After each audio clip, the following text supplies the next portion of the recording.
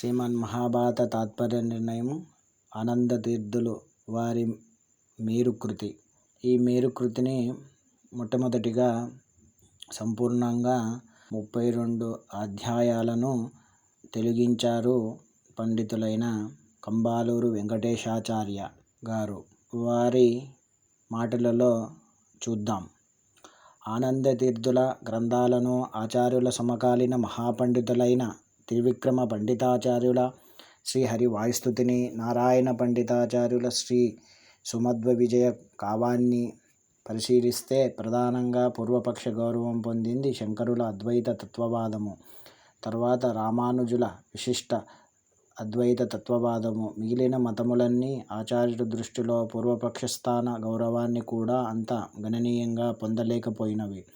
మాయావాద ఖండనము, మిథ్యాత్వ అనుమాన ఖండనము, ఉపాధి ఖండనము ఇలాంటి ప్రత్యేక ఖండన గ్రంథముల రచన బట్టి చూస్తే అద్వైతమెంత బలీయమైన ప్రతిపక్షంగా ఉండేదో అర్థమవుతుంది. ప్రస్థానత్రయ భాష్య గ్రంథాలలోనూ అద్వైత మత నిరాకరణ ప్రధానంగా కనిపిస్తుంది. దీనితో పాటు విష్ణు సర్వోత్తమత్వ ప్రతిపాదన ప్రధాన కర్తవ్యంగా ఆచార్యులు భావించారు. యతి ప్రణవ కల్పమనే గ్రంథంలో చివరి సందేశము విష్ణో సర్వోత్తమత్వం చ సర్వదా ప్రతిపాదయ అని. యతుల ముఖ్య కర్తవ్యము విష్ణు సర్వోత్తమత్వ స్థాపన మేనంటారు ఆచార్యులు. ఆచార్యులు రచించిన 37 గ్రంథాలలోనూ విష్ణు సర్వోత్తమత్వ ప్రతిపాదనే సర్వతోముఖంగా కనిపిస్తుంది. విష్ణుతత్వ వినిర్ణయమనే పేరుతోనే ఒక గ్రంథరచన చేసి సూత్రభాష్యంలో బ్రహ్మశబ్దశ్చ విష్ణావేవ అని, మహాభారత తాత్పర్య నిర్ణయంలో విష్ణుపరత భారతే సార సంగ్రహ అని అంటూ ప్రతి గ్రంథములోనూ ప్రత్యక్షానుమాన ఆగమ ప్రమాణాలను ముహుర్ముహురుగా చూపుతూ తన సర్వమూల గ్రంథరాశిని విష్ణుదేవుని అపర విశ్వరూపమని ప్రతిమగానే రచించారు. అందుకనే శ్రీ వ్యాసరాజ గురు సార్వభౌములు శ్రీమధ్వమత ప్రమేయ నవరత్నములను పేర్కొనువేళ శ్రీమన్మధ్వమతే హరిః పరతరః అని విష్ణు సర్వోత్తమత్వమును పేర్కొన్నారు.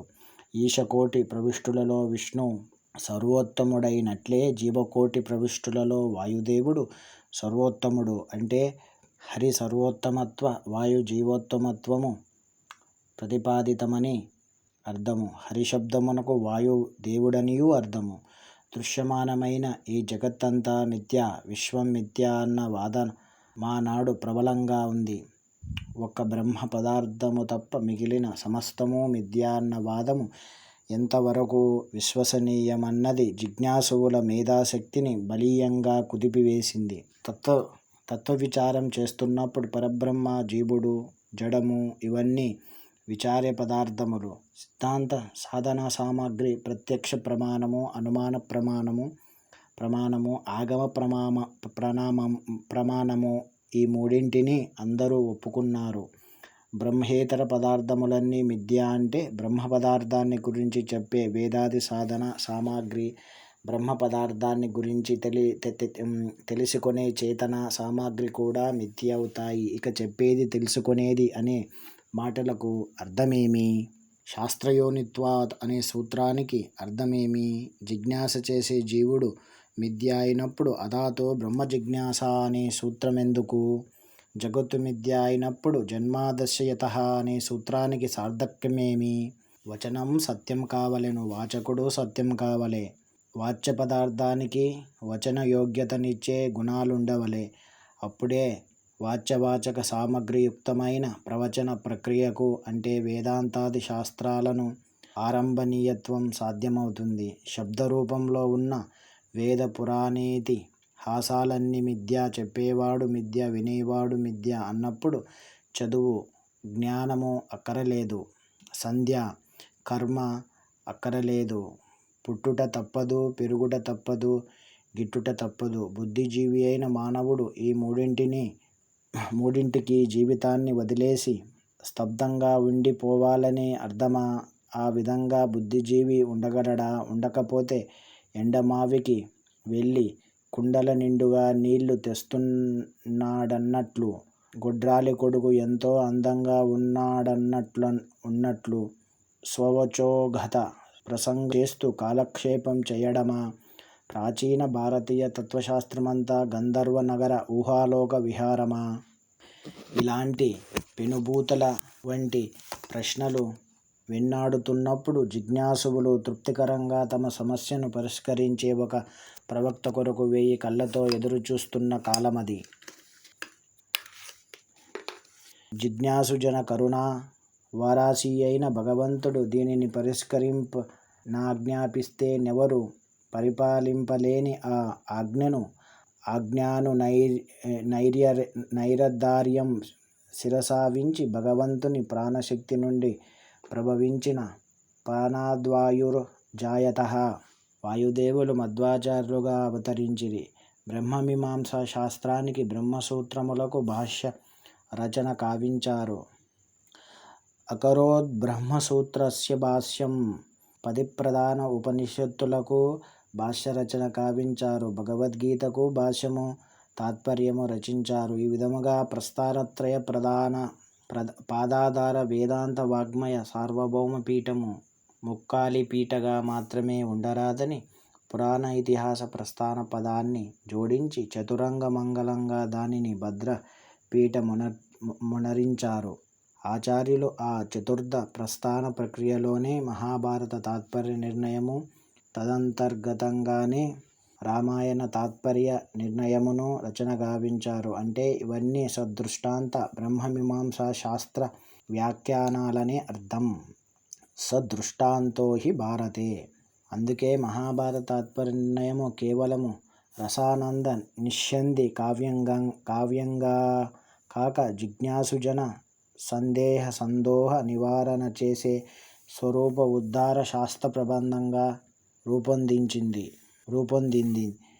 ఈ విధంగా చతురంగ మంగళ వేదాంత వాగ్మయ భద్ర పీఠాది ఇష్టుతులైన ఆచార్యులు బ్రహ్మైక సత్యత్వవాద సంప్రాప్తములైన అపరిష్కృతానేక సమస్యలను ప్రమాణత్రయ పుష్టమైన వాదసరణిలో జగత్ సత్యత్వ జీవ నిత్యత్వాది తత్వములను సుభద్రముగా ప్రతిపాదించి మిథ్యావాద మాయావాదములను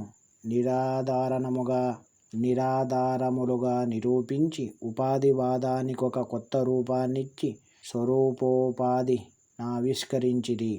ఇది తత్వవాద ప్రపంచములోనే అపూర్వము, అభిలామ్నాయార్థ బోధకము అయి జిజ్ఞాసువులకు ఊరటను కలిగించింది.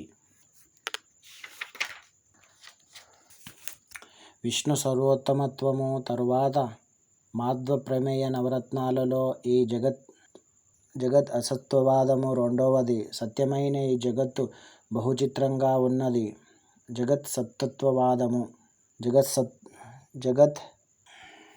సత్యమైన ఈ జగత్తు బహుచిత్రంగా ఉన్నది. బహుచిత్ర జగత్ బహుధా కరణాత్. జీవమున్నట్లు జడం లేదు. జీవజడ భేదము గోచరిస్తూ ఉంది. ఒక జీవి ఉన్నట్లు మరొక జీవి లేడు. జీవ భేదము కనిపిస్తూ ఉంది. ఒక జడమున్నట్లు మరొక జడము లేదు. జడ భేదము కనిపిస్తూ ఉన్నది. బ్రహ్మ పదార్థం విష్ణువు ఈ రెండిటి కంటే భిన్నంగా ఉంది. జీవ బ్రహ్మ భేదము, జడ బ్రహ్మ భేదము అవగతమవుతూ ఉన్నాయి. ప్రపంచమంటేనే పంచ భేదాత్మకమని అర్థమవుతూ ఉన్నది. మాధ్వతత్వవాదంలో ఈ భేదవాదం మూడవది. స్వతంత్ర అస్వతంత్రం చ ద్విధం తత్వమిష్యతే. స్వతంత్రో భగవాన్ విష్ణుః. విష్ణు పరబ్రహ్మ కంటే భిన్నమైన సమస్త తత్వాలు అస్వతంత్రములు. స్వతంత్రతత్వం విష్ణువు ఒక్కడే. దీనితో ఇతర సమస్త తత్వాలకు అనగా పదార్థాలకు విష్ణు ఆధీనత్వము సిద్ధమవుతున్నది. హరేర్ అనుచరా. ఇది 4వ తత్వము. బలము, జ్ఞానము ఇత్యాదులలో జీవులందరూ సమానంగా లేదు. స్వాభావికంగా హెచ్చుతగ్గులతో గోచరిస్తున్నవి. నీచోచ్చ భావంగతః. తారతమ్యం తాత్వికంగా వ్యక్తమవుతున్నది. ఎప్పుడైతే స్వరూపగతమైన స్వాభావిక భేద తారతమ్యములు సిద్ధమయ్యాయో అప్పుడు కర్మ తారతమ్యము, ఫల తారతమ్యము అనివార్యములు. పరమ ముఖ్య ఫలమైనది పురుషార్థం మోక్షం. మోక్షంలోనూ ఈ తారతమ్యం తప్పదు. ఇది 5వ తత్వము. ముక్తి అంటే జీవుని బాహ్యోపాధులైన స్థూల సూక్ష్మ లింగదేహముల ఆవరణములన్నీ తొలగిపోయి జీవుని స్వరూపోపాధిగతమైన జ్ఞానానందములో అభివ్యక్తమగుటయే ముక్తిర్ నైజ సుఖానుభూతి. జీవుని స్వరూపోపాధికి జీవునికి భేదము లేదు. ఇది 6వ తత్వము. బాహ్యోపాధులన్నీ ప్రాకృతికములు. ప్రకృతి అవ్యక్త తత్వాభిమాని అయిన లక్ష్మి ఆధీనము. లక్ష్మికి ప్రభు నారాయణుడు. ప్రకృతి బంధనము నశించి స్వరూపగత జ్ఞానానందాభివ్యక్తి కావాలంటే నారాయణుని పరమానుగ్రహ ప్రాప్తి ఒకటే మార్గము. అందుకే నారాయణుని పరమానుగ్రహ ప్రాప్తికి నిర్వ్యాజ్యము నిశ్చలము అయిన భక్తి ఒక్కటే మార్గము. ఇది 7వ తత్వము. అమలా భక్తిశ్చ తత్సాధనం. మోక్ష సాధన సామగ్ర్యాహం భక్తిరేవ గరీయసి. నారాయణుని మహిమాజ్ఞానమైన తరువాతనే భక్తి లభ్యమవుతుంది. దీనికై ప్రత్యక్ష అనుమాన ఆగమ ప్రమాణముల మూలకముగా నిర్దిష్టముగా నిరవకాశముగా నారాయణుని మహిమను నిరూపింపవలే. హి అక్షయాది త్రితయం ప్రమాణం. ఇది 8వ తత్వము. ఈ ప్రమాణత్రయంలో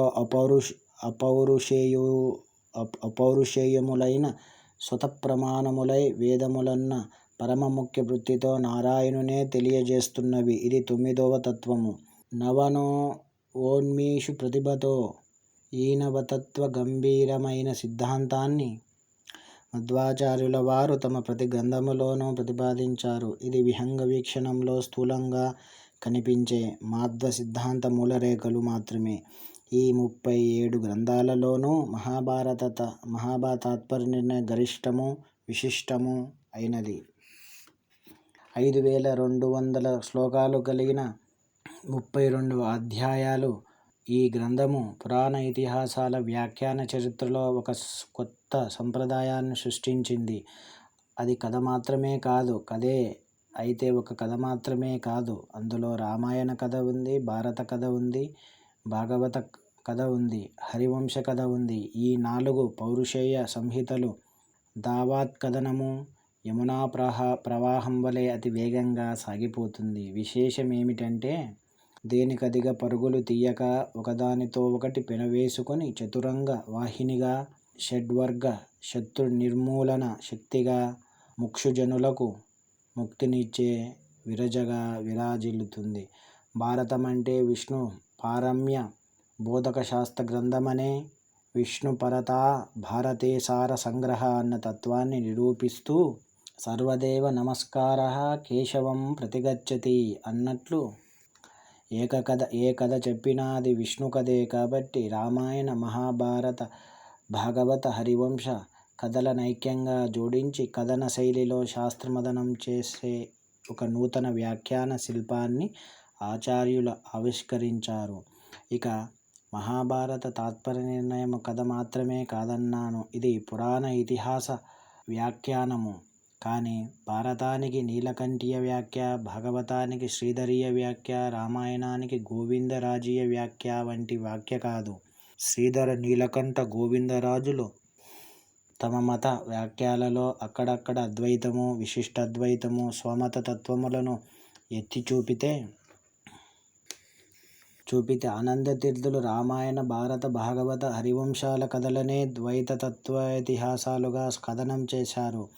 అంటే కథలో వేదాంతాన్ని చూపడం కాదు, కథే వేదాంతమై ముందుకు సాగుతుంది.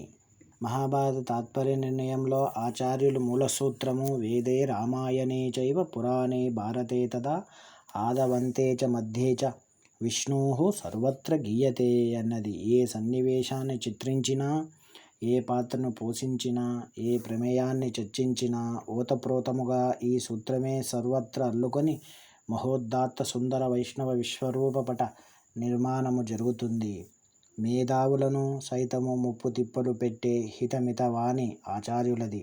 శతసహస్ర గ్రంథమైన భారతమును, 24 సహస్ర గ్రంథమైన రామాయణమును, 12 సహస్ర గ్రంథమైన హరివంశమును, 18 సహస్ర గ్రంథమైన భాగవతమును వడబోసి సారోద్ధారణ చేసి అజ్ఞాన దుష్ట సర్పసందృష్ట జిజ్ఞాసు జనసందోహమునకు అమృత నిశ్యంది ఔషధి బిందువులు వంటి 5200 శ్లోకముల ఆధ్యాత్మిక మంత్రశాస్త్ర గ్రంథమును రూపొందించిరి. ఆధ్యాత్మ హి నిష్టం హి భారతం. శ్రీమదాచార్యులు తమ గ్రంథాన్ని అత్యంత శాస్త్రీయ విశ్లేషణలతో రూపొందించిరి. గ్రంథంలో విషయ నిరూపణ క్రమం స్థూలంగా ఈ విధంగా ఉంటుంది.